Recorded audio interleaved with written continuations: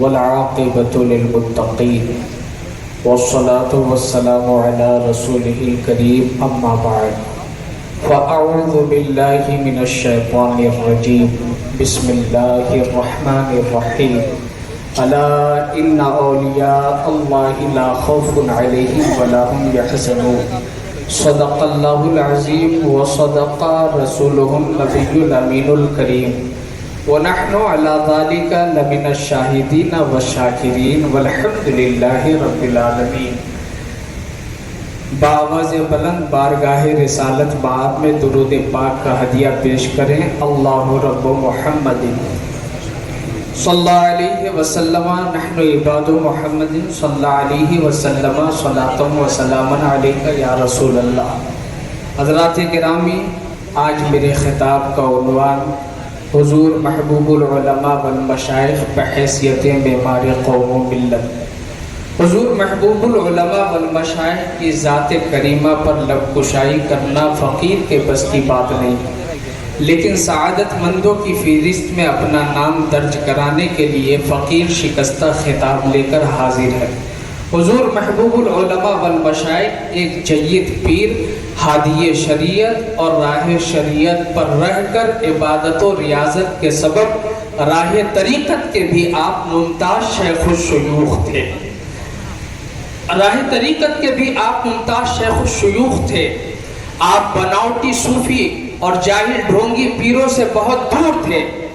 آپ کا شمار ان مشائخین کرام میں تھا جن کے بارے میں کہا جاتا ہے تم میں بہترین لوگ وہ ہیں جنہیں دیکھ کر خدا یاد آ جائے گا، اور دنیا کی بقا اور دنیا کی نعمتیں بھی صدقہ ہے ان پاک تینت نفوس قدسیہ کا۔ حدیث پاک میں اللہ کے نبی ارشاد فرماتے ہیں بہم تم ترون و بہم ترزقون، انہی کی برکتوں سے تمہیں رزق دیا جاتا ہے اور انہی کی وجہ سے تمہیں بارش عطا کی جاتی ہے۔ عزیزان ملت اسلامیہ، حضور محبوب العلماء والمشائخ ان ہستیوں میں سے تھے جن کے بارے میں کہا جاتا ہے اتبعوا العلماء فإنہم مصابیح الدنیا فإنہم سراج الدنیا ومصابیح الآخرہ۔ تم علماء عاملین کی پیروی کرو کیونکہ وہ دنیا کے چراغ اور آخرت کی قندیل ہے۔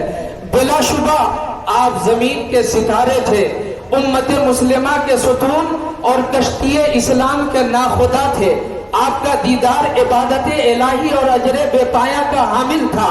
اللہ کے نبی علیہ الصلوۃ والتسلیم نے ارشاد فرمایا من زار بیت المقدس محتسبا اعطاہ اللہ اجر الف شہید، جس نے اخلاص کے ساتھ بیت المقدس کی زیارت کی اللہ تعالیٰ اسے 1000 شہیدوں کا ثواب عطا فرمائے گا۔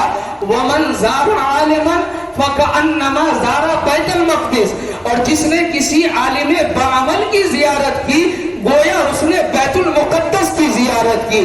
حدیث پاک کا انداز بیان بتا رہا ہے کہ علماء و مشائخ کی زیارت پر بھی اللہ تعالیٰ مثل زیارت بیت المقدس بے حساب اجر و ثواب عطا فرما دیتا ہے۔ عزیزان ملت اسلامیہ، محبوب العلماء والمشائخ کی ذات کریمہ مثل شمع کے تھی۔ جہاں کہیں آپ نزول اجلال فرماتے پروانے گھیرا ڈال دیتے، ویرانہ شہر بن جاتا، میلہ اور ہجوم اکٹھا ہو جاتا، اور جب آپ رخصت ہوتے تو شہر ویران سا لگتا اور کیفیت یوں ہو جاتی کہ وہ دکھا کے شکل جو چل دیے تو دل ان کے ساتھ روا ہوا، نہ وہ دل ہے اب نہ وہ دل ربا، رہی زندگی سو وبال ہے۔ حضور محبوب العلماء والمشائخ کی شخصیت ایسی ہے کہ زندگی بھر مسلک اعلیٰ حضرت کا پرچار کرتے رہے، ہمیشہ باطل اور طاغوتی طاقت کے سامنے سینہ سپر رہے، سلسلہ بیعت و ارشاد کے ذریعے خلق خدا کو فیضیاب کیا۔ حضور محبوب العلماء والمشائخ نے اپنے پیر کا دامن تھاما تو اپنے پیر کا دامن تھام کے اپنے پیر کو پیر ہی نہیں اپنا سب کچھ مان لیا۔ پیر کی چاہت کی رنگت ایسی ہوئی، پیر کی چاہت کا غلبہ ایسا ہوا کہ دنیا کے لوازمات سے منہ موڑ لیا، اپنے مرشد کی بارگاہ میں مرشد کا ہو کر رہ گئے اور چکر میں رہ گئے،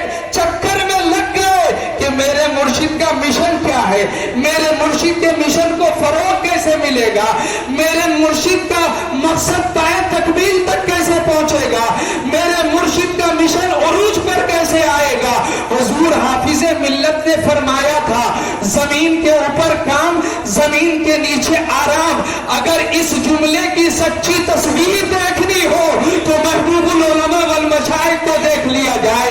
یہی وہ نفوس قدسیہ ہے جنہوں نے زمین پر کام کیا تھا، آج زمین کے اندر آرام کر رہے ہیں، اور ایسا آرام کر رہے ہیں کہ کوئی پریشان ان کے آستانے پر آتا ہے اسے بھی آرام مل جاتا۔ عزیزان ملت اسلامیہ، حضور محبوب العلماء والمشائخ نے اپنے پیر و مرشد کے عطا کردہ نقشے کے مطابق اس وسیع و عریض عمارت کو، اس شاہکار تعمیر کو ہمیں اور آپ کے درمیان پیش فرمایا۔ مرشد نے فرمایا تھا، شہزادے پیارے آنکھیں بند کرو۔ مرشد نے فرمایا تھا آنکھیں بند کرو، اور یاد رکھو اللہ والوں کی نگاہ کہاں دیکھتی ہے؟ اتقوا فراست المومن ینظر بنور اللہ، مومن کی فراست سے بچو، مومن اللہ کے نور سے دیکھتا ہے۔ تو یہ اللہ والے، ان کی نگاہوں میں اللہ کا نور ہوتا ہے۔ کبھی آنکھ کھلی ہوتی ہے اور دیدار ہو جاتا ہے، اور کبھی آنکھیں بند رہتی ہے، حجابات اٹھتے ہیں اور منزلیں طے ہوتی ہے، دیدار ہو جاتا ہے۔ عزیزان ملت اسلامیہ، حضور محبوب العلماء والمشائخ کو ان کے پیر و مرشد نے یہ نقشہ عطا فرما دیا، اسی کے مطابق عظیم الشان عمارت کی تعمیر کرائی۔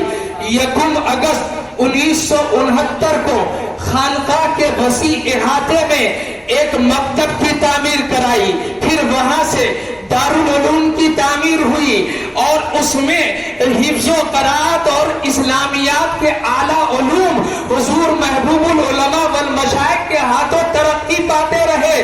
ترقی پاتے پاتے نوبت یہ ہے کہ آج یہ ادارہ تبلیغ، آج یہ ادارہ دین و سنیت اور مسلک اعلیٰ حضرت کی ترویج و ارشاد کا گہوارہ بن گیا ہے، جہاں ایک طرف فرزندان توحید و رسالت اپنی علمی تشنگی دور کر رہے ہیں، تو وہیں دوسری طرف خانقاہ کی برکتوں اور خانقاہ کی نورانی تربیتوں سے قوم و ملت کو اللہ اور اس کے رسول کی محبت و اطاعت کا جذبہ فراوان نصیب ہو رہا۔ عزیزان ملت اسلامیہ، آج کے اس پرفتر دور میں جیب بھرو پیر تو ہر گلی کوچے میں مل جائیں گے، مگر اپنی جیب سے راہ خدا میں خرچ کرنے والے پیر بہت کم ہے۔ ایک مرد کامل، درویشانہ زندگی، فقیرانہ طرز عمل، توکل، امانت و دیانت کو اختیار کرتے ہوئے جامعہ اور اس جیسی متعدد عمارتوں کو تعمیر کر کے کس حد تک کامیاب ہوا، اس کا فیصلہ تو ارباب فکر و نظر اور صاحبان بصیرت ہی کریں گے۔ فقیر صرف اتنا ہی کہہ سکتا ہے کہ دل سے جو بات نکلتی ہے اثر رکھتی ہے، پر نہیں طاقت پرواز مگر رکھتی ہے۔ عزیزان ملت اسلامیہ، حضور محبوب العلماء والمشائخ نے، حضور محبوب العلماء والمشائخ نے مسجدوں کی تعمیر کرائی۔ میں ایک مضمون سے الگ ہو کر کے اپنے موضوع کے مطابق ایک بات کہنا چاہ رہا ہوں۔ سنو، محبوب العلماء والمشائخ نے خالی دیواروں کو تعمیر نہیں کرایا ہے، خالی دیواروں کو کھڑی نہیں کیا ہے، خالی دیواروں کو مزین نہیں کیا ہے، بلکہ محبوب العلماء والمشائخ نے دلوں کی تعمیر فرما دی ہے، انسانیت کی تعمیر فرما دی ہے۔ اور اس کا سچا مشاہدہ اس وقت دیکھنے کو ملا جب جامعہ کے اندر ہم لوگ آئے۔ ہماری حیثیت یہاں پر ایک طالب علم جیسی ہے، لیکن جامعہ کے اساتذہ سے ملاقات ہوئی، جامعہ کے اراکین سے ملاقات ہوئی۔ جب ہم نے ان کا اخلاق دیکھا، جب ہم نے ان کی محبتیں دیکھی، یہ جملہ یہاں پر بولنے کے لیے مجبور ہو گیا ہوں کہ قسم خدا کی ان دلوں کو دیکھ کر ایسا لگتا ہے کہ یہ دل ایسے سوارے نہیں گئے ہیں، کسی فنکار کے ہاتھ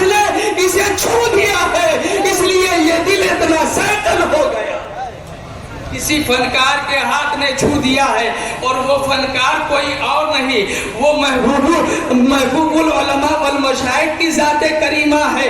عزیزان ملت اسلامیہ، عمارتوں کی تعمیر نہیں کی، عمارتوں کی تعمیر کے ساتھ ساتھ دلوں کی تعمیر فرمائی ہے، اور جب دلوں کی تعمیر فرمائی ہے تو ہر شخص منکسر المزاج نظر آتا ہے۔ ایک شیخ کامل کے لیے کن باتوں کی ضرورت ہوتی ہے؟